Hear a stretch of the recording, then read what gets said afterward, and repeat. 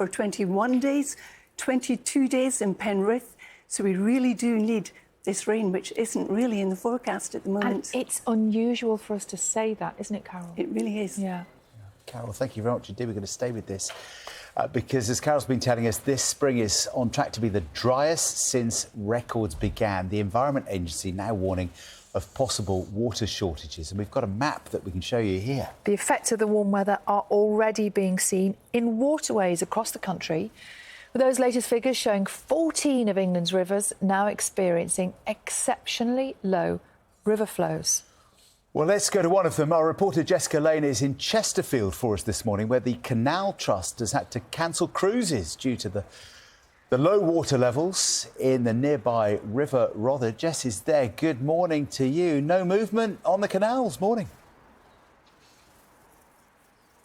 Morning. No, that's right. And actually, I've been told that here they haven't had any rain since mid-March, so very similar to what Carol was saying. But you're right, yeah, this is the Chesterfield Canal, 46 miles of canal here. It links Derbyshire, Nottinghamshire and South Yorkshire. And we're here by the Hollingwood Hub. There's an information centre and shop. It's run by volunteers. Also a cafe here. You can see people here having their morning cup of tea and enjoying the lovely views here. Really well-used canal as well. Lots of runners and joggers and cyclists here. But the things that they're raising money for here at the information centre partly is to help renovate parts of this canal. They've already started that project, renovating the whole way along the canal. And as you said, one of the ways they do that is by running canal boat cruises. But because of the lack of rain and the low water levels in the River Rother nearby, they're not able to top up this canal from the river. Now, Rod Orton, you're one of the volunteers here. What sort of impact is that having on you, not being able to run the canal boats? Well, there are three main impacts. One is financial. We're losing between £600 and £1,000 a week, which, as you say, could go towards restoration.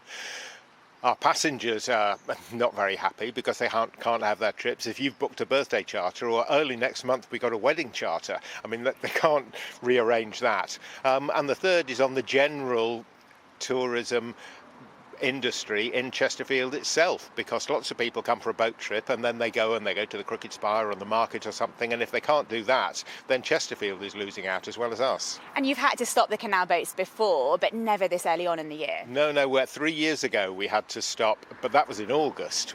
But now, at the early May, is absolutely extraordinary having to stop it as early as this.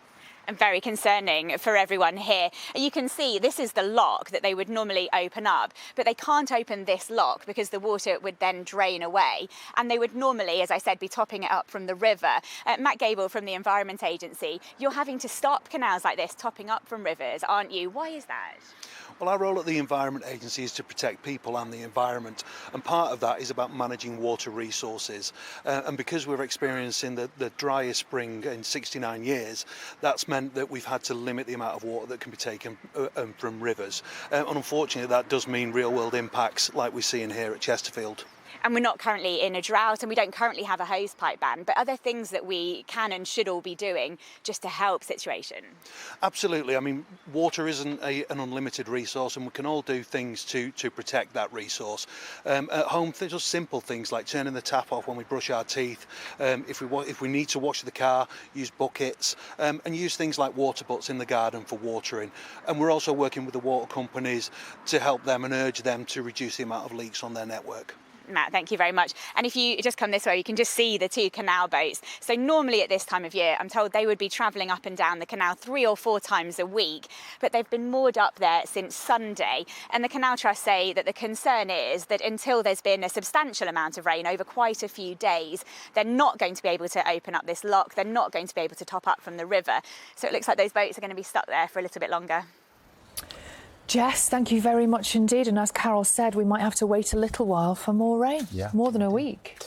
We'll keep across that, but nearly 8:20 now, and we're hearing that police need to do more to tackle shoplifting. That is according to the boss of one of the UK's biggest sports retailers.